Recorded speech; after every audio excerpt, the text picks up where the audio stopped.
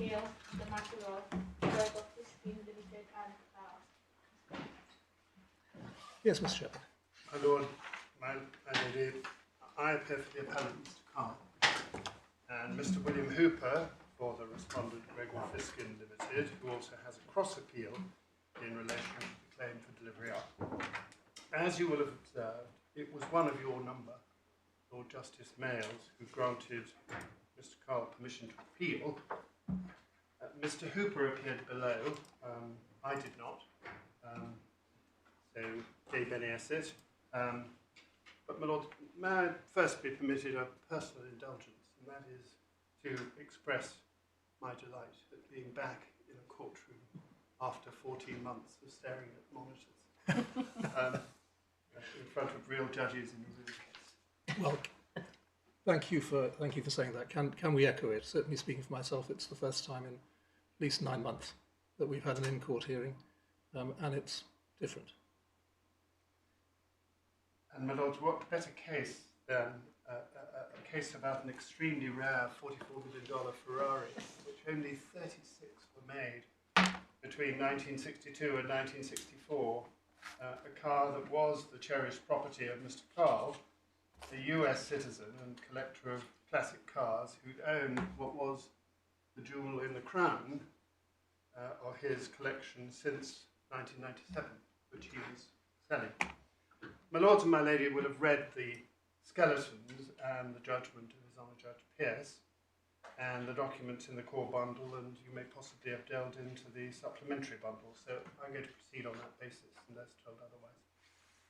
As you will have noted, there are numerous grounds of appeal, but equally you will have noted that ground one on standing to sue, if that succeeds, then it is not necessary to consider the rest. But in any event, ground one is the most substantial in terms of the factual and legal content, as both sides recognise. So for that reason, and absent contrary indication, I'm going to address it first. Well, can I, not as a contrary indication, but rather as a query, ask, all well and good, you succeed on ground one. Where does that get you? My Lord, where it gets me is that the claim fails, and the order for costs that was made below should be reversed. And in relation to just about all the other grounds, it knocks those out in my favour. Well, I follow that intellectually, but so far as what happens to the car? Well, the car's already been delivered, and I have no instructions to say what will happen to the car. It's certainly no part of my instructions to ask your lordships to make any orders in relation to the car. But what is the legal consequence if your appeal succeeds? And what's the legal analysis which would result? Who owns the car? Was there ever a contract? If so, with whom was the contract? I mean, I don't see that these questions can simply be left hanging. No. My Lord, the legal consequence is that the contract that was made with an unnamed principal. But it wasn't made with... Well, a non-existent principle on the judge's finding. There simply wasn't a principle. There wasn't, no. So, who owns the car? Well, my Lord, the result of that would be that the title would revert to Mr. Carl. Problem is that Mr. Carl's already been paid 44. Yes. Well, so he doesn't want to give the money back, but he wants to argue the point. He doesn't want to give the money back, but he wants to argue the point. Right, well, Lord, I think the indication that I think we'd want to give you is that it must absolutely be for you in the way in which you navigate your way through this particular yes. thicket of issues.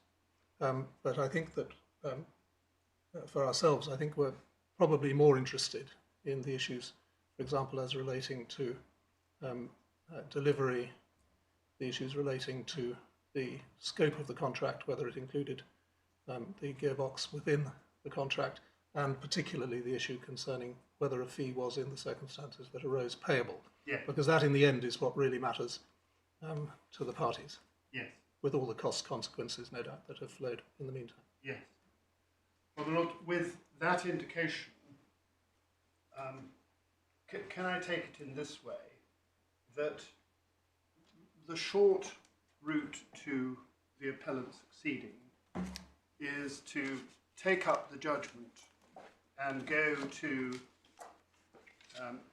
paragraph 139 on page B50.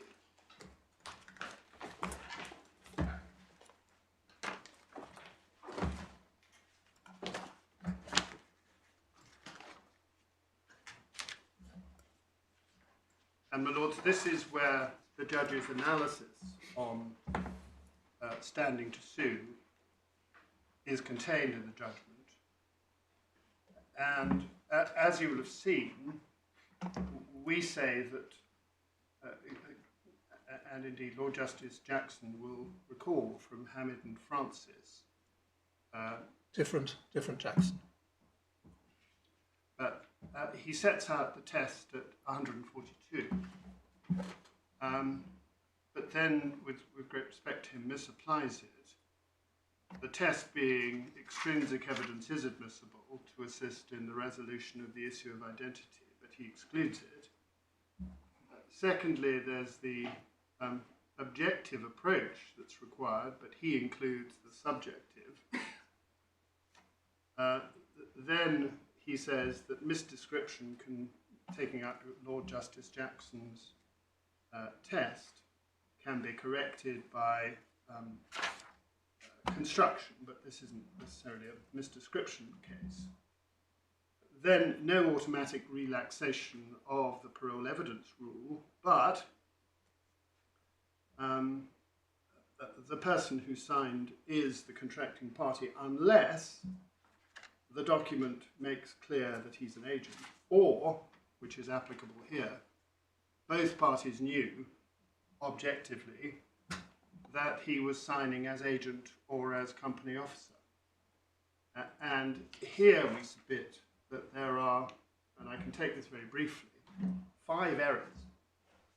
Error number 1 is at 139, he seems to attach significance to the subjective knowledge of the claimant alone, that he was not in fact or in truth acting as agent. But this is to be contrasted with the objective appearance that the claimant gave, and indeed fostered, that he was acting as agent. Error number 2 is in paragraph 140. It is that although at 140 he says that the claimant's subjective intentions are not, his word, decisive, in fact they're irrelevant. Again, this suggests that he attaches some weight to them when in fact they are irrelevant. The third error is at 141, is that he seems to focus solely on the signature and whether the claimant signed as agent, although he acknowledges that the contract describes the claimant as agent. He doesn't analyse how it does so or weigh up its effect on the signature. He focuses solely on the signature, which he treats as trumping all else. The fourth error is in paragraphs 142 and 143, having rightly quoted from Hamid and drawn attention to D in Lord Justice Jackson's reasoning. He then rules that all the evidence of surrounding circumstances is inadmissible, even though it shows that both parties knew objectively that the claimant was acting as agent. And the fifth error is in paragraph 144, where he misunderstands the effect of the helicon. He rightly holds that where the defendant is acting as agent, it was known that to the defendant that the claimant was acting as agent. But he then attaches significance to the claimant's subjective knowledge, where he says that doesn't mean that he knew, and rules all the extrinsic evidence out. And that's how he gets to his erroneous conclusion that the claimant did have title to sue. So we respectfully submit, for the reasons that I've just given and set out in my skeletons, that the claimant did not have title to sue, in which case the result is that the claim should have failed, the entire claim brought should have failed, and there could be no other consequence. So, with your Lordship's indication, that is all I propose to say about title to sue. We then get to grips with the rather thornier questions that arise in relation to the remaining issues. If you're right about title to sue and standing, does that mean also that your claim for the 500,000 fee must fail because it's not the respondent who would be liable for it, assuming that you otherwise satisfy the conditions for its payment? My Lord, my client will not be happy for me to say so, but your Lordship's the logic of your Lordship's question is, in my respectful view, unassailable. I mean, effectively, it's a scorched earth ground of appeal, which leaves behind it a complete muddle. Yes, it's a mess, my lords, my lady, but it's not a mess. It would be, as it were, an invitation to everybody to start suing all over again. Yes, but unfortunately, this is the product of having misled my client into thinking that he was dealing with a broker. And it was a broker he dealt with several times before, always on a brokerage basis, except for one case. But obviously, from our point of view, that line has been closed off to you. Yes, but I think we've, as it were, realistically assessed the arguments. If the arguments are unshakably strong, then consequences follow. But we've seen where it all fits. Yes. Thank you. Well, I'm very grateful for those indications, but Lord, I can't alter either the logical or legal consequence of taking this point, and it is so. My Lord, as far as the remaining issues are concerned,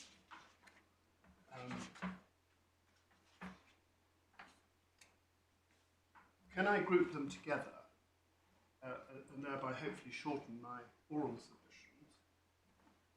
Issues 10 to 14 and 19 are all about inspection, delivery, tender and cost of shipment. There were several disputes concerning the gearbox, namely inspection before payment of the fee by the respondent, the nature of the delivery obligation on the part of the appellant, where the inspection and delivery was required to take place, and whether performance was tendered and cost of shipment. Much turned on whether the Sale of Goods Act applied to the supply of the gearbox or not. The respondent argued, and this is issue 10, I can hopefully take it quite quickly, that it had the right to verify that the gearbox was authentic before accepting it, either as an implied term pursuant to section 34 of the Act, Sale of Goods Act, that's paragraph 65 of the judgment. Secondly, the right of inspection we say, is not provided for in the agreement. The qualifying actions for being entitled to the fee do not require the defendant respondent to have permission to inspect. The only issue was whether the appellant had or had not carried out the qualifying actions in clause 7. Lord, my lady, can we just turn to look at the agreement for a moment? You'll find it in the... You say the qualification for the fee did not require permission to inspect, but what would happen if the fee was paid, the gearbox was handed over, and then the buyer took it to Ferrari and they said it's not the right one? Let's give it back. So it's simply... So it's not saying you could have the fee regardless. No. You would expect there would be an inspection at some point. But in fact, clause 7, so I shan't say direct, but suggests that that is the outcome. Yes. And can I very quickly explain why? If you go to clause 7, which you'll find on B98,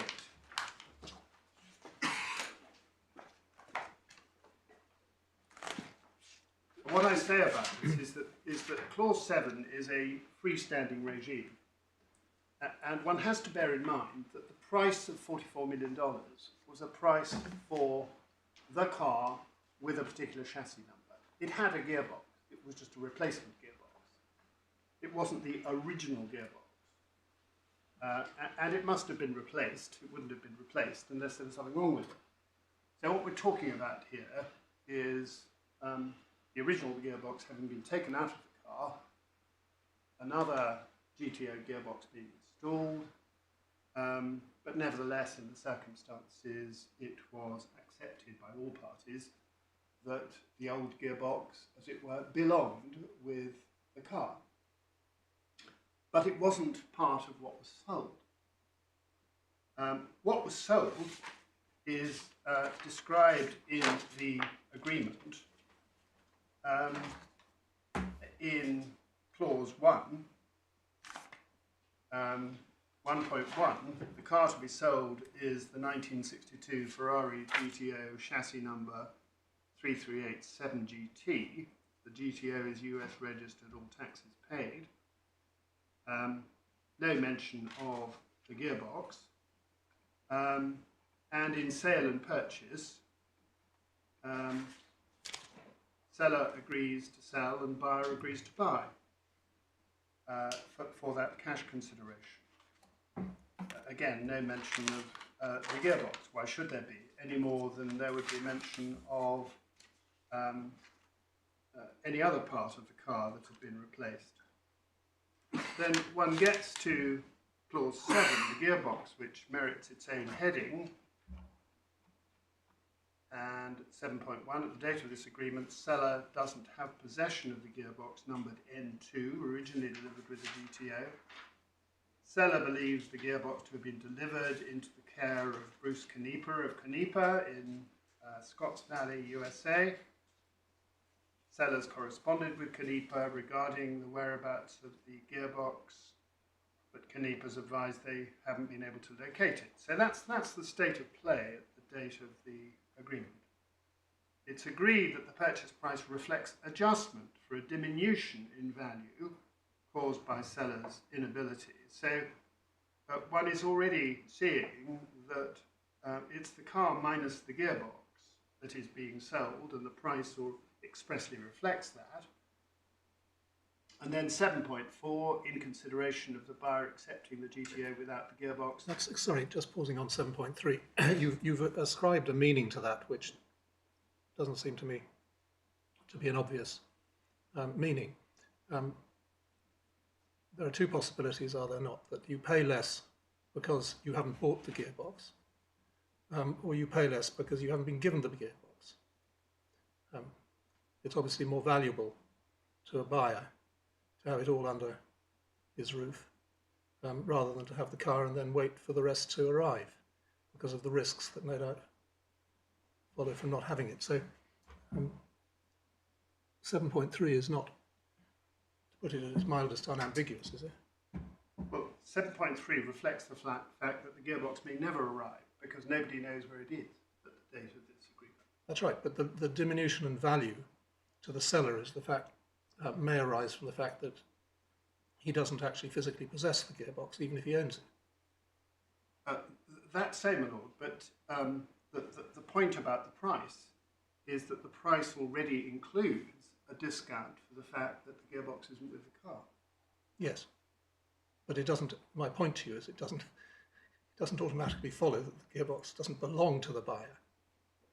This contract works perfectly well, doesn't it? If clause 7 is saying, in effect, that title to the gearbox is passed, albeit possession of the gearbox is something that the seller is not able to provide, subject to this regime, which is then set out for trying to get it back. Yes, but here, what is anticipated is, and it is, I say, a complete code in relation to the gearbox. Well, where does the complete code in pass 7 pass title to the buyer if the gearbox is successfully recovered? Can I just move on in the rest, and you'll see, I hope. 7.4 we've looked at in consideration. Following completion, seller will formally engage with Canepa in an attempt to locate and recover it. If the seller recovers the gearbox, he'll promptly turn it over. And my lady will be familiar that there is a debate about what turnover means. The judge says natural meaning means more than make it available. We respectfully dispute that and say turnover doesn't mean deliver, it means turn over, make available, without additional compensation. Now, I'll come to without additional compensation, because I say that without additional compensation means without the additional compensation that's provided for in clause 7.11. Then here is what is to happen if the seller locates the gearbox in possession and ownership of a third party other than Canepa. He'll promptly notify the buyer and provide his cooperation to recovery. So that's the limit of his obligation if it's located in the hands of anybody but Canepa. Well, it's to provide cooperation to any efforts the buyer may make to recover. Precisely. Now, so. what efforts can the buyer make to recover it if it doesn't have title passed to it from the seller? Well, it can assert its title. It says, give me this gearbox, and the person who's got it says, well, who the hell are you? And the buyer says, well, I own the gearbox. Look at this contract, which transfers title to me. And if he can't say that, then he's kicked out of court, isn't he? yes, he is. But my lord, So the clause assumes that he won't be kicked out of court. Well, it's quite a big assumption because unfortunately this is a very imperfect contract. It's I think we'd all agree about that. And my lord, it is terribly tempting, sitting where your lordship is sitting, to try to iron out the problems in contracts. But this problem is a particular one in this case, and it is one created by the drafting. But Mr. Shepherd, why, if, as my lord put to you earlier, a reading of clause 7 to the effect that the gearbox was included in the sale of the car is a perfectly logical and consistent reading and the contract works, why should we read it in a different way that has all these wrinkles and doesn't work? Because that, my lady, is what I would call an expression of hope that is what the contract does. But it doesn't. And the contract could so easily have said, this contract includes, if recovered, the gearbox. But it doesn't say that. And nobody knew that the gearbox would ever be recovered. And my client is being cautious. And that may produce an imperfect result. But Does it come to this, that if the contract says as you say it says, then it doesn't matter how regrettable the results are. That's what it says. If that's what it says and means, that's the end of it. Yes. But if it may be interpreted in two ways, one of which makes sense and the other makes nonsense, it's perfectly open to us to interpret it in the way that makes sense. It is, but it's a perilous road, my lord. Right, I understand. Judges have often been have listened to the siren voices of this way makes sense, the other way doesn't make sense. But party autonomy requires you equally. Well, commercial sense is also a strong thread in the authorities, is it Of not? course. While we're, so that we don't have to go on being rude about the drafting of the contract, can we just be clear in our minds that the draftsperson of this contract was in fact... It was Mr. It was a gentleman at Goodman Dairy, Mr. Benyon. Mr. Bennett, yeah, who was in fact acting for both parties in this respect. Well, he said he wasn't acting for my client. My client didn't retain Goodman Dairy. He was Right. retained by Gregor Fisken Ltd. Although I don't think As I would- it doesn't matter. I don't want to stir up a hornet's nest, but no, in effect, he was there to attempt to put into writing what the parties had been discussing and agreeing. yes, and it was quite a long negotiation. But Yeah.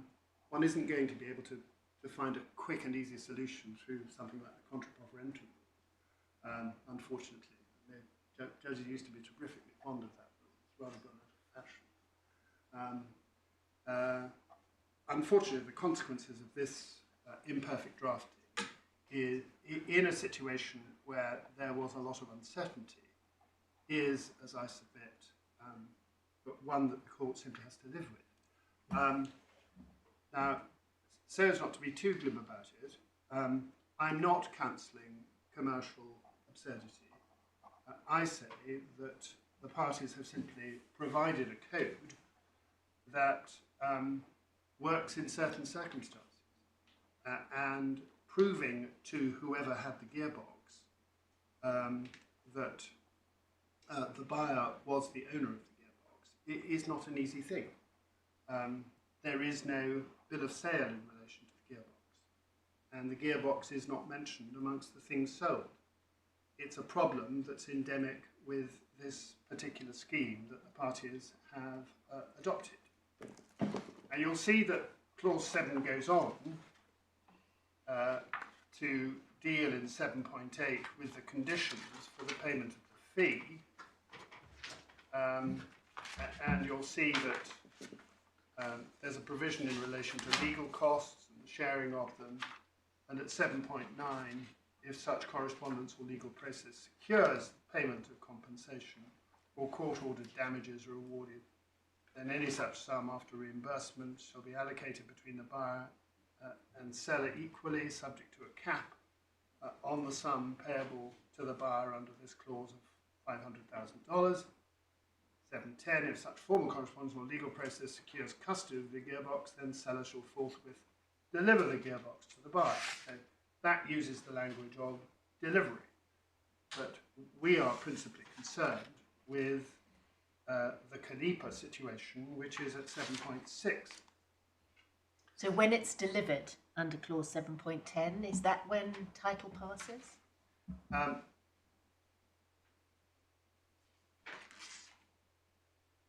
7.10 is concerned with a non-Canepa situation. Yeah. And I think I would have to agree with my lady that that would be when title would pass. Certainly that's when possession would pass. Now, in 7.11, if such formal correspondence or legal process secures custody of the gearbox, then, and this is important, in consideration of the defendant's services in locating and securing possession of the gearbox. The draft was obviously anticipating litigation. It is. Now, I mean, it says defendant, which seems a bit peculiar. Yes. That means seller, does it? Or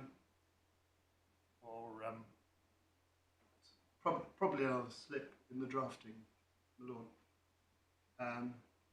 but I mean, it doesn't mean the defendant who was in possession of the gearbox from whom the No, it means it evidently means Mr. Carr. Again, only 5 out of 10 for drafting. I confess, my lord, having read this, I don't know how many times, I hadn't actually noticed the word defendant before now. well, there's a seller in clause 7.4 which should say buyer, although Yes, I wouldn't yes, I criticise noticed. the drafter for that because I do Yes. that all the time. I noticed that one. But then there's the provision of that this is a payment for services. So it's services in locating and securing possession. That's what the money is paid for, and that's what my client did. So on that basis, he gets the $500,000 to compensate him for his efforts. Notably, not for transferring title to the gearbox, but particularly for services. And that, as I say in my skeleton, takes this contract out of the Sale of Goods Act. And it is that sort of hybrid contract that this is an example of. And it is one which the parties decided was worth $500,000, or at least that is the objective picture which they presented. And you'll see at 7.12 there's a saving provision allowing the seller from taking whatever action he chooses against third parties. Now, so far as I can see, but please tell me if there's more to it than this, the only issue between you about the $500,000 is whether that clause applies if the gearbox is recovered from Canepa. Yes. You say it does, Yes. and the other side say it only applies to recovery from some other party. Yes. And I mean, is it as It's simple as as that? simple. Yeah. So you're hanging your hat on 711? I am. Yes. And my lord, the judge says that there's an inconsistency between 7.11 and 7.6. It's an inconsistency that could have been resolved with a couple of words, savers provided. But yes, prizes for drafting are quite short in their appearance in relation to this contract. But if one just stands back and looks at it commercially, why is it that certainly the parties believed, as you will have seen from the judgment, believed that it was a very simple deal, namely that my client would recover possession of the gearbox and turn it over, and for that he would be rewarded to the tune of $500,000. That seems to have been the belief of all concerned until somebody looked at the provisions more closely and fastened on the provisions of 7.6. So all of the three principal actors thought that the agreement in which they had participated meant something different to what the judge Yes. found. Yes. And the judge so says. So, of course, by the time that lawyers have pored over it and one gets to trial, you get a Damascene conversion about what the contract means. But at the time, nobody was in dispute. So that really is the shape of the dispute about the fee. There is an entire agreement clause, which my lords will have noted. And sorry, Mr. Shepherd, can I just interrupt you? Yes, of course. Your argument in relation to 7.11 is the same argument, even if the contract included, the contract for sale included the gearbox. That argument is still available to you. Yes. Yeah. it's not altered in any way by No. And to the extent that I need to, my lords, my lady will have seen that the judge rejects a Marks and Spencer's entire implied term. 8.2 contains an entire agreement clause, so not fertile ground for implication into a written agreement. The aim of such clauses is now famously said to prevent threshing through the undergrowth and finding in the course of negotiations remarks or statements found a claim, obviates the occasion for such a search, and so forth. But I don't for a moment say that entire agreement clauses stamp out all implied terms. They clearly don't. But at all events, the judge rejects, I say rightly so, the idea of some implied terms. Inspection. The appellant argued that there was no express term about inspection. Well, there clearly isn't an express term about inspection. But what there is that in relation to the obligation to pay the fee, is that it is predicated in 711 on securing custody of the gearbox. Not any old gearbox, but the gearbox. And that was gearbox N2. So no gearbox, no fee.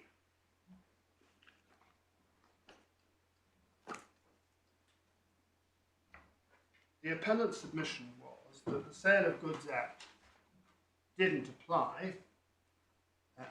It's 105 of the judgment, 105 sub 1 on B41.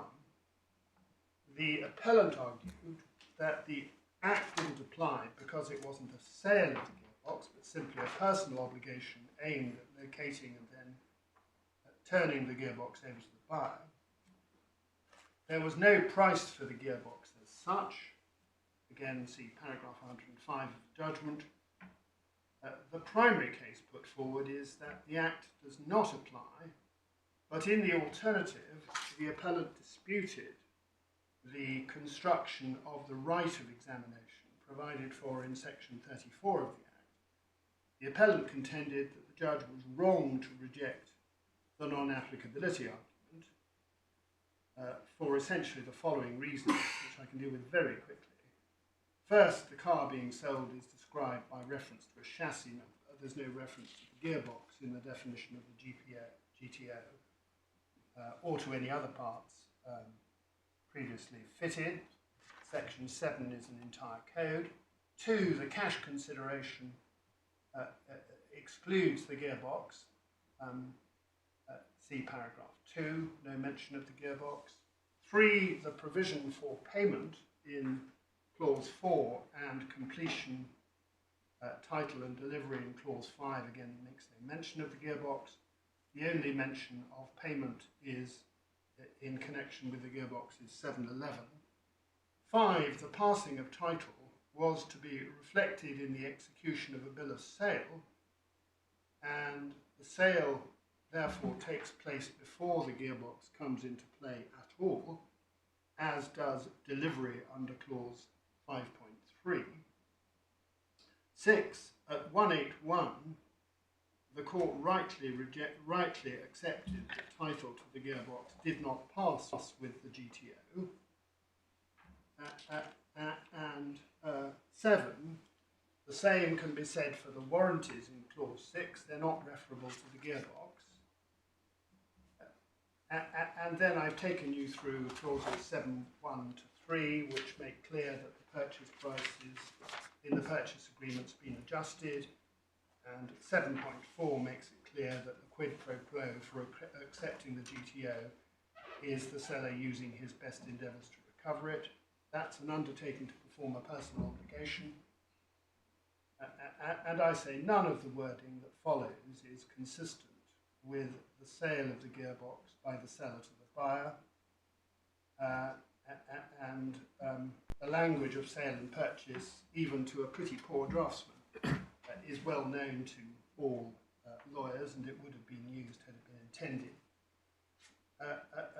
The appellant argued that examination as contemplated by the Act did not in any event extend to the kind of verification process contemplated by the respondent, with transportation from one jurisdiction to another for examination by a third party. It simply isn't a term that could be implied. Now, it may be commercially inconvenient to the respondent to say, well, I've got to pay the fee before I have verified that it's the right gearbox. But in fact, what the respondent could have done was to fly somebody from Ferrari in Modena to go and have a look at the gearbox. He chose not to do it, but then wanted his cake and to eat it too. I mean, it does seem to be that's what the dispute was about, whether, I mean, there doesn't seem to be any real issue about the fact that it was acceptable to authenticate the gearbox, and obviously that makes sense, but the issue seems to have been whether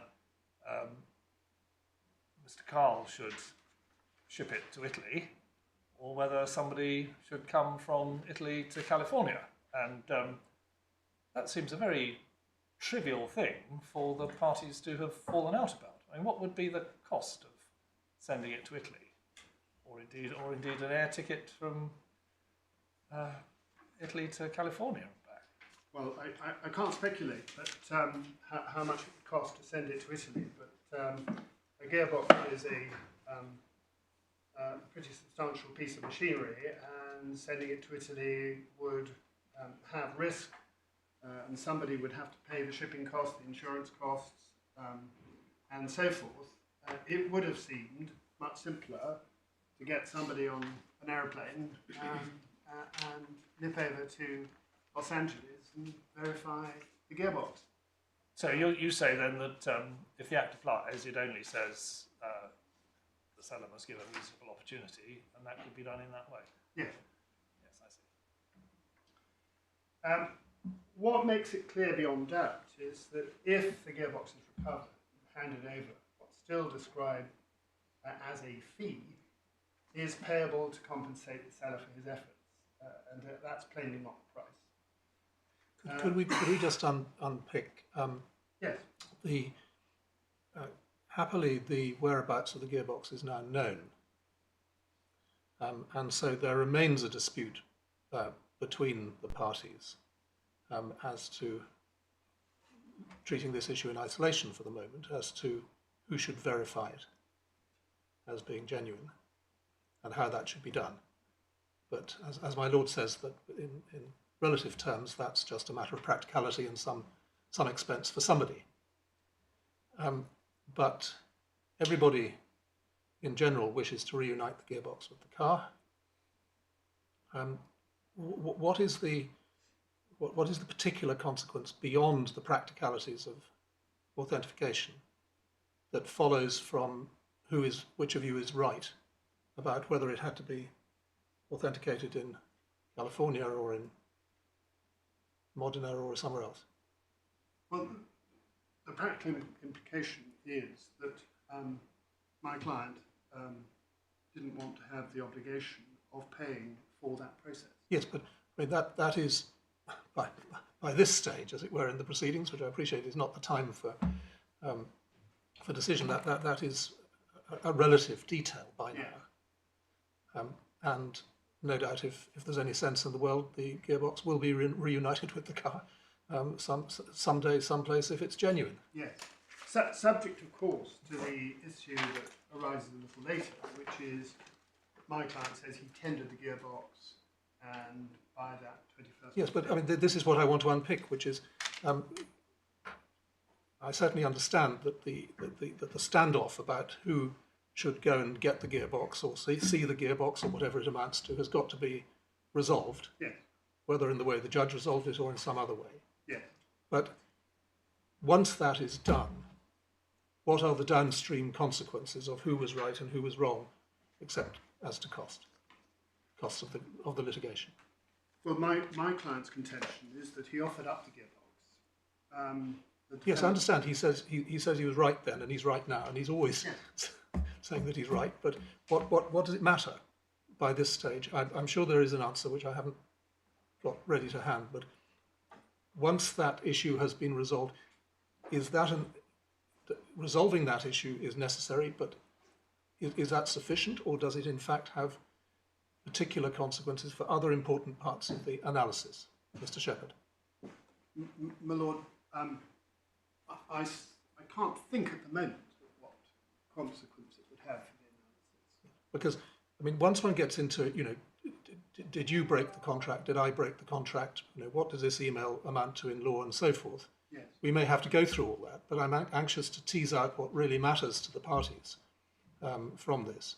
And at the moment, of course, we will hear from the other side. But at the moment, as I'm understanding it, the significance of the delivery inspection issue is a self-contained issue. And I appreciate that moving something like this around or sending top people to have a look at it is not insignificant. But I just wanted to know whether it's, as it were, a self-contained question that we have to resolve.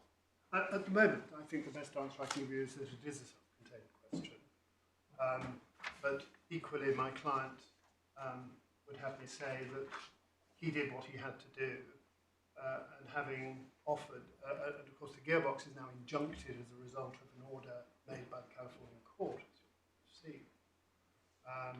And there may be proceedings arising, further proceedings arising. Is that right? I thought Mr. Hooper tells us that in fact you have sent it to the buyer, to Gregor Fisken, and they are holding it subject to this appeal. So in fact you have borne the costs of sending it to London. Is that right, or is it still in California? Yes, that's right, my lord. It's currently held to the order of His Honour Judge Pearce at GFL's premises. Yes, well that's what you tell us in your latest skeleton. Yes. Yes. And has the issue of authentication actually been sorted out now? Has somebody looked at it and said, yes, this is the right gearbox, or is that still pending? Not that I know of, my Lord, but Mr. Hooper. I thought it had been, but I'm not sure where I saw that. Yes, my lord, that's correct. And when and where did... All right, well, if you could find out, I don't suppose there'll be any dispute about it, but if there is, we'll discover.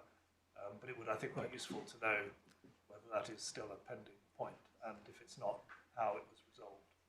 Right, so just so we hold in our mind, physically speaking, the Gearbox has moved into your client's safekeeping That's correct, my lord. for the moment, subject to all of this. Yes.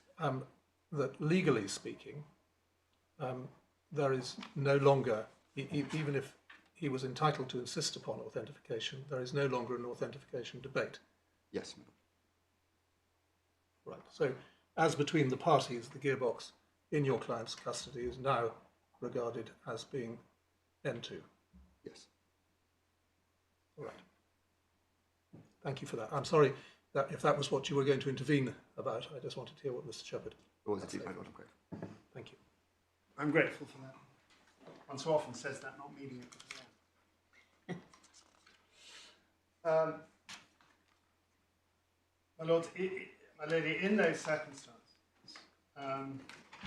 the appellant's case, the debate remains about what turned over meaning, that's made available, and in my skeleton I made some observations about the common law rule and the proposition that a common law, the rule is that expense is odd and incidental to making delivery fall on the seller, but this was inapplicable because this wasn't a sale of goods and so forth. Well, even the common law rule surely begs the question of where delivery is to take place. It does. So on issue 10,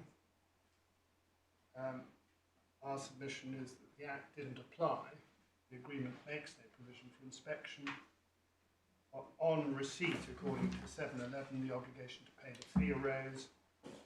If it wasn't the gearbox, then there was no obligation and no right to a pre-delivery inspection was needed, because if it wasn't the gearbox, then no obligation to pay arose. As to the place of inspection, well, it seems, been rather overtaken by events, but even if the Act applied, I submit that the judge's conclusions on issue 11, based on the Act, were wrong. Even if section 29.2 of the Act applied, there was no basis for the conclusion that the place of delivery should be London. Well, can we just look at 29.2? Yes. Because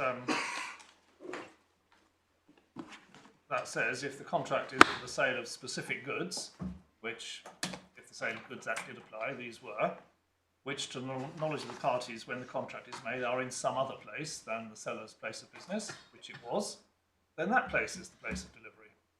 Yes. Well, that sounds quite helpful to you, doesn't it? It is. But you're fighting tooth and nail to say that the Sale of Goods Act doesn't apply. I'm just a bit mystified. Well, I'm fighting a modulated course and hedging my bets, rather like the small boy who's put the cricket ball through the window. My Lord, is right in his observations about the provisions of 29.2.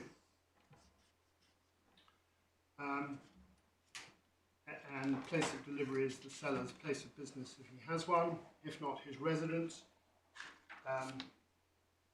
The gearbox did constitute specific goods, hence was subject to the requirement in 29.2 of the Act that inspection and delivery would take place where the parties believed the goods to have been at the time of contracting. In this case, the appellant represented in the purchase agreement that he believed the gearbox to be in California. GFL didn't disagree, and the appellant's belief was correct. My Lord will have seen... I mean, the basic rule in section 29 seems to be that the buyer comes and gets the goods from the seller. Yes. And that's what delivery is. Yes. Seller's residence, my Lord, was 100. I'll give you the transcript reference. It's the transcript of the 9th of December 2019, where Mr. Carles says his residence is at 100 Worth Avenue, Unit 610, Winthrop House, Palm Beach, Florida. Unit 610 doesn't sound very prepossessing, but a brief excursion into Google will show you what we're actually talking about. Mr. Cousins then says, thank you, is that right? Isn't it that you've also got a house in Chester Square in London? I own a house there, yes, sir. And your lordships will have seen that the Chester Square address is the address given in the contract, but nobody suggests that the Chester Square address is Mr. Carl's residence. He doesn't live there, he lives in Palm Beach in Florida, luckily him. And the respondent's case was that the appellant's obligation was to deliver the gearbox to its premises in London, but there's no mention of this in the agreement. And there we have it. My Lord, the judge wrongly agrees with the submission that the terms of the agreement created an obligation on the appellant to deliver the gearbox in London, not merely tender the gearbox for collection at the premises of Canepa. The judge reaches that conclusion on the erroneous basis of natural meaning of the words. In other words, we've all done it. It's the meaning that I ascribe, and if I ascribe it, of course, it's the natural meaning. But it isn't, we respectfully submit. The fact that the location of the gearbox was something the judge says more in the control of the appellant as the person who had allowed Canepa to have custody of the gearbox, then the respondent should be irrelevant, since any sale of property is likely to be more in the control of the seller than the buyer. So if that were true, it would always apply. The judge, we submit, was wrong in his finding at paragraph 150 that the words turnover meant more than merely tendering, and my lords have seen the consequences that I say of clause 7.6. Turning over is passive, not active. So if there was going to be an agreement that it was going to be delivered to the buyer, the contract could easily have said that. Yes, of course. Do you mind, I think you're in the middle of a list, but when you get to the end of it, could we look together at 29.2? By all means. If the intent was to require the appellant to deliver it to the buyer, your lordship's point is the very next point, the contract would surely have said so. The judge refers to the natural meaning, but this isn't with respect convincing, as turned over is just as consistent with handing over control. Then if the intent was to require the appellant to deliver it from California, where it was believed to be according to 7.2, then of course the contract would have said so.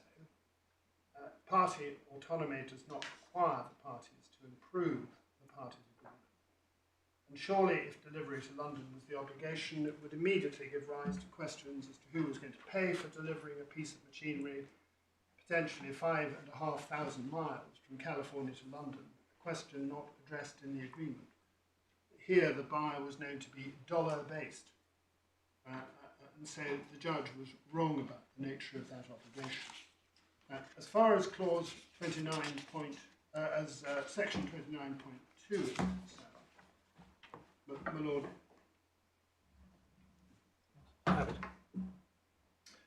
so 29.2, apart from any such contract, express or implied, the place of delivery is the seller's place of business, if he has one. Would you pause there? Yes. Your client's a lawyer. He qualified as a lawyer. He hasn't practiced law for 30 years. I mean, what is his business for the purpose of 29.2?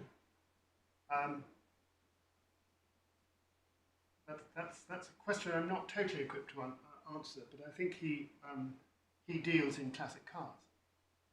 Yes, but you can deal in classic cars, as it were, without having a place of business as such. Yes.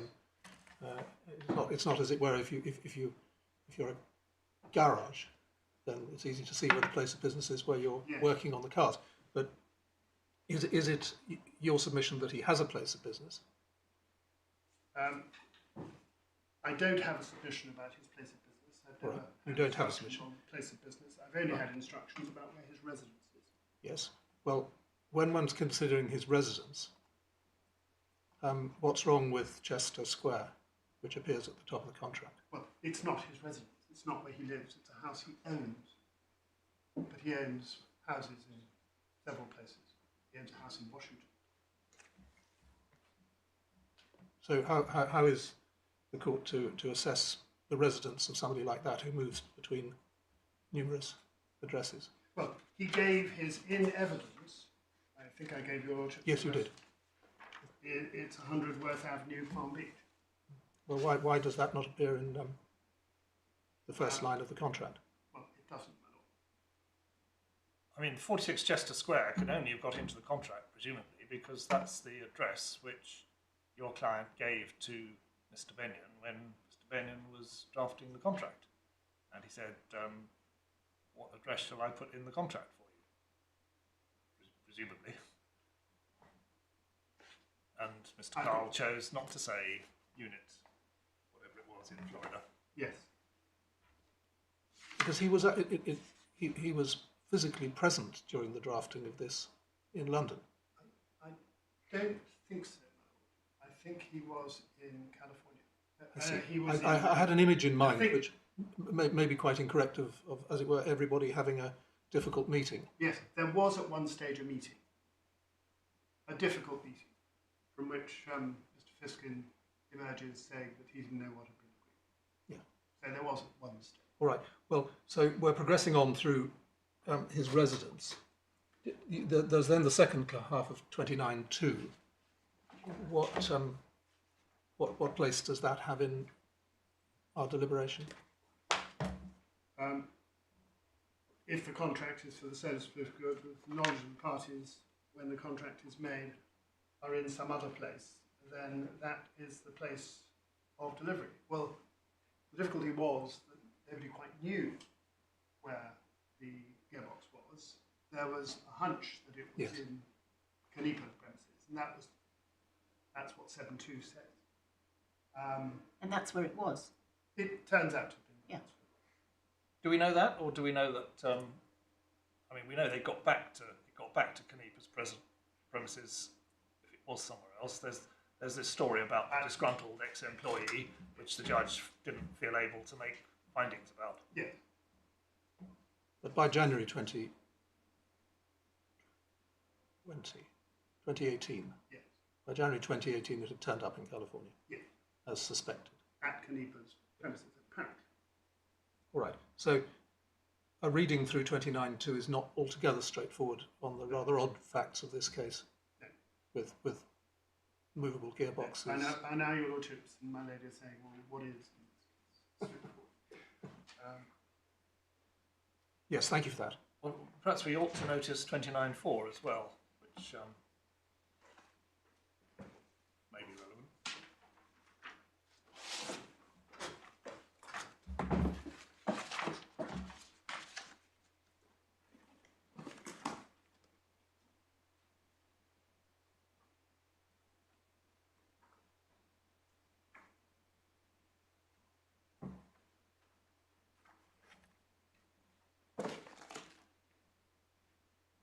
Yes, my lord.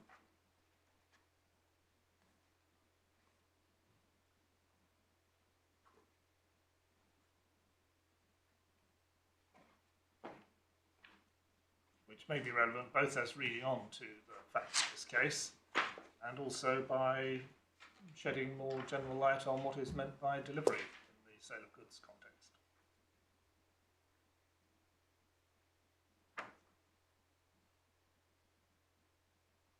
Yes.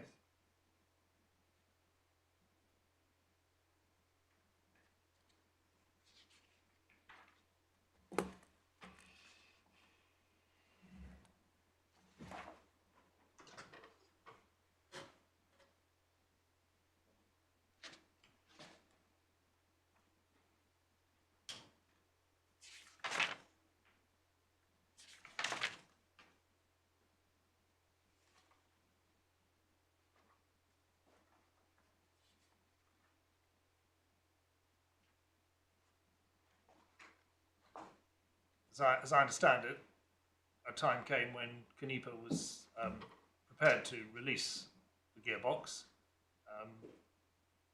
He wanted his $25,000, which I think your client was prepared to pay. And once he got that, then he was willing to acknowledge holding the goods on behalf of whoever it was that was entitled to them. Yes. Okay.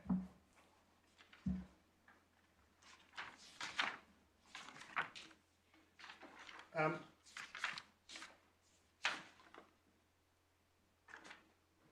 think logically the next issue was issue 13. Did the appellant tender delivery of the gearbox? The judge holds at 152 that the appellant's tender in the email of the 21st of February 2018 was an offer to the respondent to collect the gearbox from Canepa's premises. This, he holds, was not a tender of delivery and didn't accord with the obligation to turn over the gearbox. So this, I say, is predicated on his erroneous construction of turnover. And that's really all that can be said about that. Issue 14, what were the obligations as to the costs of shipment of the gearbox, including to the factory as applicable? The judge holds that the appellant was obliged to pay for shipment of the gearbox to the respondent based on common law implication as it applies to the sale of goods, but not shipment to Italy, which, as the judge points out, was accepted by the respondent. My lords, the problem one gets into here is that this is where it appears that the court is applying sort of standards of reasonableness to the interpretation of a contract, as opposed to interpreting what parties have provided for and what they have not. There was no express provision in this agreement. If the Act doesn't apply, it's admitted that there was no implied entitlement. In the absence of express provision as to any obligation on the part of the appellant to pay for shipment to the respondent in London, this was consistent with the parties not contemplating anything more than tendering or handing over control. And that, as it were, is a point that I would emphasise, I shan't say put up in lights, but certainly emphasise.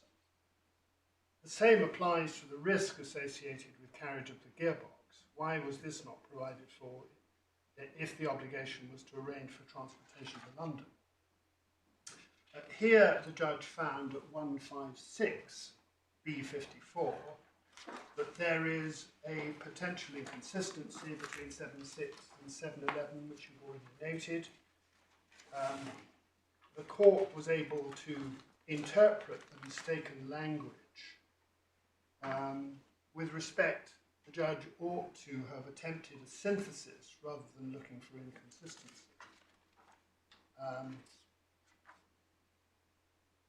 I've skipped a page, I'm so sorry, because I was going to deal with a fee issue. Can I just scroll back a little? Can I just confirm my understanding that the actual car was and has remained in London? I don't know where it's remained, but it was Right. certainly... At the relevant times, it was in London. Was it? I thought it was in Italy. I also thought it was Italy. That's what the contract says. Yeah, yes. It does. So again, it's another buyer goes and gets it delivery. Yes. I don't know whether the buyer has collected it from Italy and taken it to London or anywhere else. I know Yes. sold it to somebody it was else. certainly in London at one stage. I thought There's a definition I'd of read that it had location been at looked 1.7. at. 1.7. Yes, thank you. Seller confirms it is located in Medina in Italy, and that's the location, which is then referred to as a defined term throughout. Yes, it says in Modena.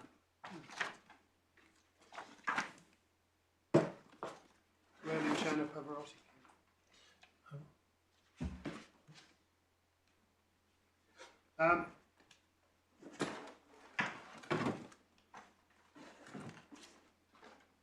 But again, going through the transcript, I seem to remember that at some stage the car was in, it had been in the United States, it was in London at some stage. Can I turn to deal with the fee issue? Are you as it were, parking the tender and cost of shipment, or had you finished with that? I thought that I had finished. You very well. Thank you. So we're now on to what might be regarded as a core topic. Now, on the fee issue, we submit that the judge was wrong at paragraph 156. Just 156.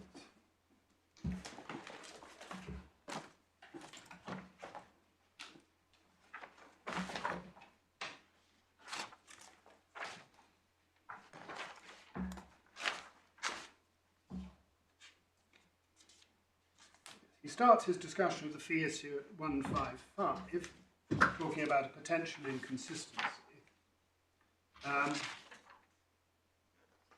And 156, he refers to Chartbrook, which the court will be extremely familiar with. I'm not going to take you to it. And then at 156, he says that the court isn't required to attribute to the party an intent that a reasonable person would have had, of course. He says, thus, where there was a mistake on the face of the document, it's clear to a reasonable person that all the background knowledge available to the parties would have understood the language of the contract to have meant. So far, so good. And then he says, it's not position here. On the evidence before me, the person with all the background knowledge available to the parties would not have been clear as to whether the entitlement to recover the fee was thought to include recovery from Canepa. Clear from the evidence, and indeed from the terms of the agreement, 7.12, that Mr. Carl was contemplating legal action against Canepa arising from the disappearance of the Gearbox. In those circumstances, by no means obvious that the parties intended the fee to have been payable if the Gearbox were recovered from Canepa, since Mr. Carl might have been looking to Canepa for any recompense. Well, here he's introducing a different dynamic, which is that Mr. Carl would look for his reward for having sought to recover the Gearbox, which is covered by the fee, from a third party. Then he reverts to what he describes in 158 as the more natural meaning, where recovery from Canepa in any circumstances, A, the parties believe the Gearbox was most likely to be with Canepa, and the agreement begins with that scenario before dealing with a situation where the Gearbox is in the possession of someone else.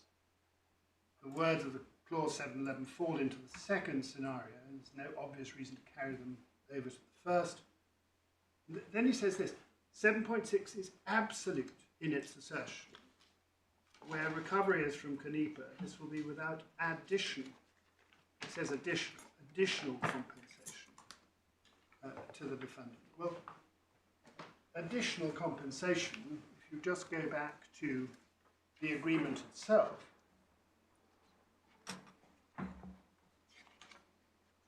that begs the question of additional to what? If the judge is right, there isn't any compensation. So, in our submission, the only qualifying condition for the fee was formal correspondence or legal process under clause 711. In fact, the respondent was given the opportunity to inspect Canepa, but failed to take this up, but that's by the by. The words without additional compensation are a quote from 7.6. Yes. So that means additional to something. I'd assumed it meant additional to the monies already paid. Well, it's compensation. Compensation sounds like something of a wage for efforts. I know, but I mean, the word additional obviously has some meaning. Additional compensation might be translated as more money. Yes.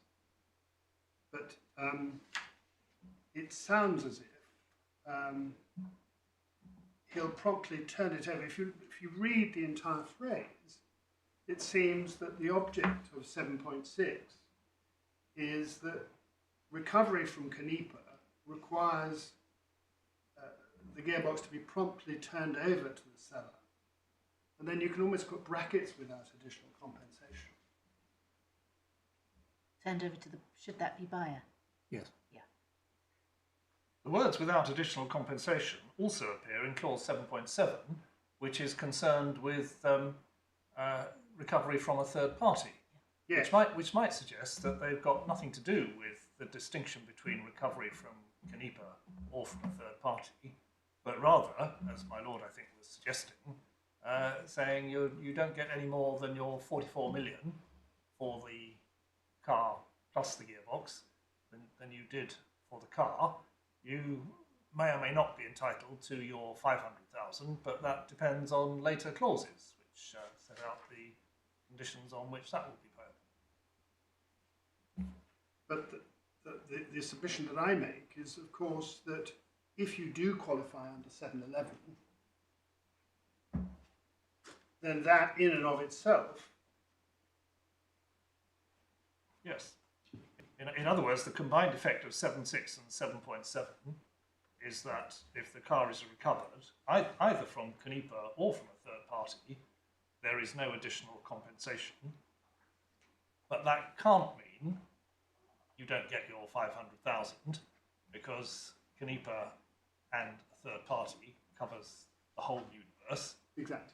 And therefore, whether 711 applies is a separate question. Yeah. I think this is a point in your favour, actually, Yeah. rather than the reverse.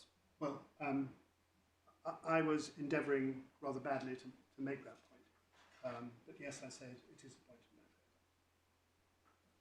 my favour. So that really, my lords, is, my lady, is what I say about the fee issue. One has to read 7.6, 7.7 and 711 together, and it isn't a question of absolutes, it's a question of courts trying to synthesise and give meaning to every part of an agreement, and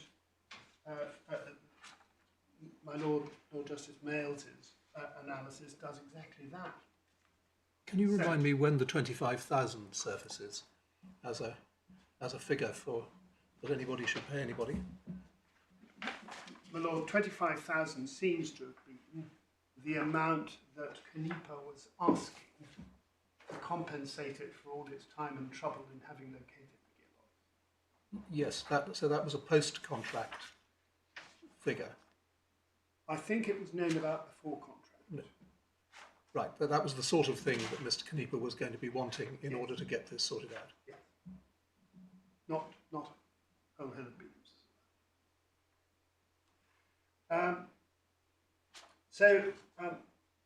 711 draws no distinction, makes no mention of Canepa and third parties as regards formal legal correspondence and legal process, which rather makes Lord Justice Males's point of securing the gearbox. And there's no basis for introducing such a distinction by construction, still less by implication. The agreement is careful to preserve the difference between the price of the GTO, which was 44 million, and the fee of $500,000, which it describes as compensating the appellant for his efforts. So does the whole thing really turn on whether formal correspondence or legal process took place? Yes, but the judge found that it did. I understand that. So, I mean, had it been, for example, that it was simply a question of your client sending a message to Mr. Canepa, dear Mr. Canepa, when can we come and pick up the gearbox? And he says, well, would Thursday suit you? Yes. Then that wouldn't be engaged. So, And so in those circumstances where it was as simple as that, yes. Then your client would not be entitled to the fee. So, in fact, there was the instructed attorneys, Mr. Caputa, from memory. Could we just look at the part of the judgment that deals with the... Yes.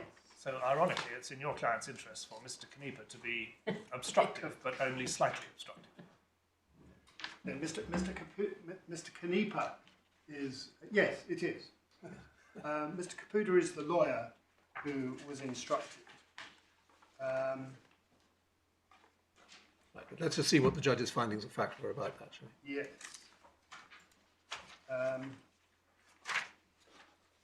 He begins...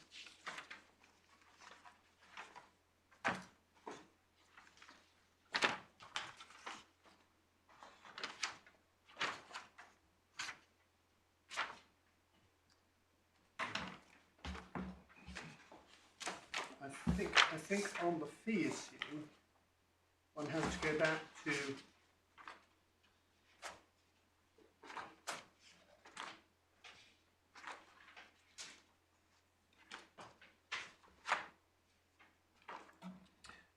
I'm looking at around paragraph 43 or thereabouts. yes. 43 is where he sets out the terms of the letter, and 163 is where he makes the finding that that amounted to formal legal correspondence. Exactly so. And he says it again at 163. Yes. Indeed he does. So could I just have a moment to look at that again?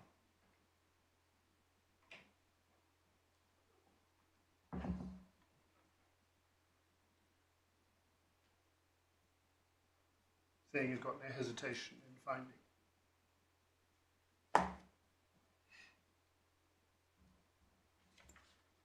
And you'll see at 164 to answer my Lord Justice Jackson's question. Defendant's proposal was followed by a payment of $25,000 to Canepa, and this led to the position where Canepa is holding the gearbox to the defendant's order.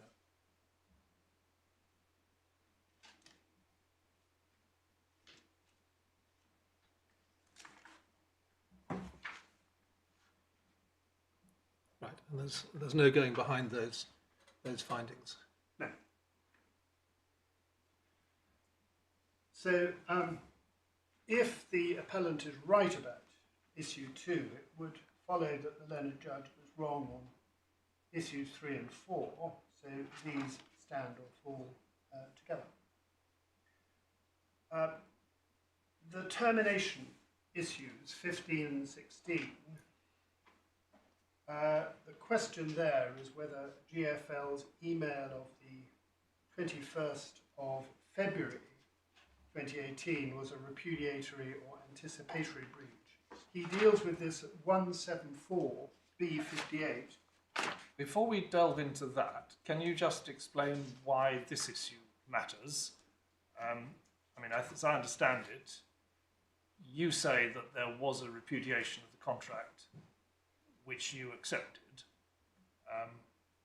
but what are the practical consequences of that? Again, you're not saying that entitles you to get the car back or you have to give back the money, and presumably by that stage rights had either accrued or they hadn't. Yes. So I'm just not sure what difference this will make.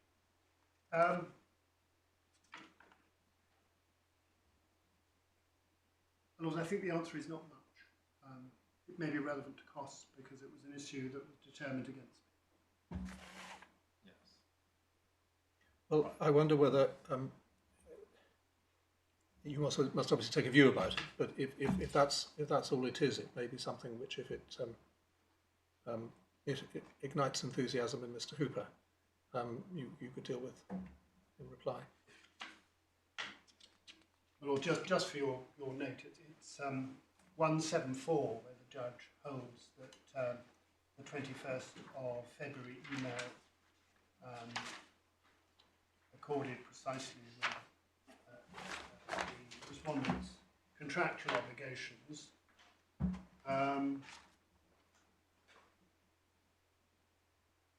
Issue 16, which is at 175, was the defendant's email, the same email, acceptance of a repudiatory breach, the same would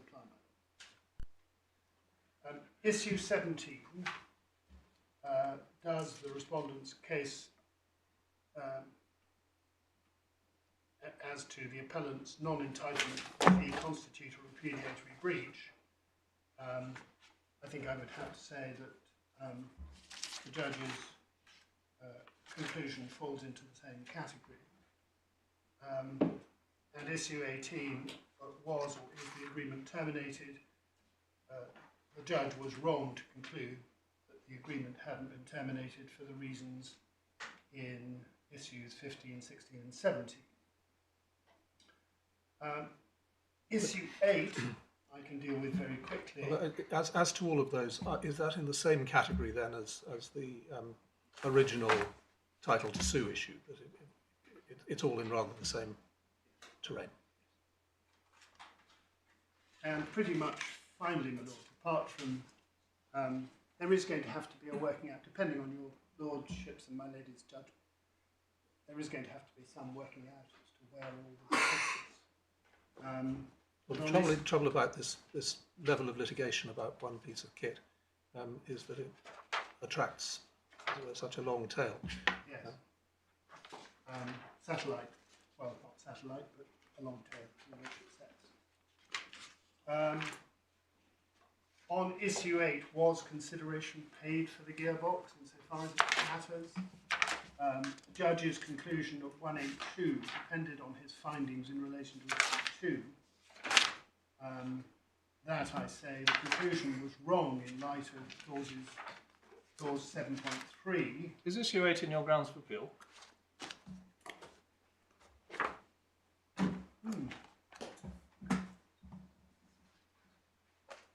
I mean, it may be an issue that doesn't matter very much, because I don't by the think time we I think get it's there, part of ground 1, 15 to 18. is it? Yeah. Okay. All right. In that case, I appear to have given permission for it. Well, the list of issues does in some senses. Issue 8, sorry, I thought we were on, it was issue 18, sorry, No, it's not. No, it's not. It's No. issue.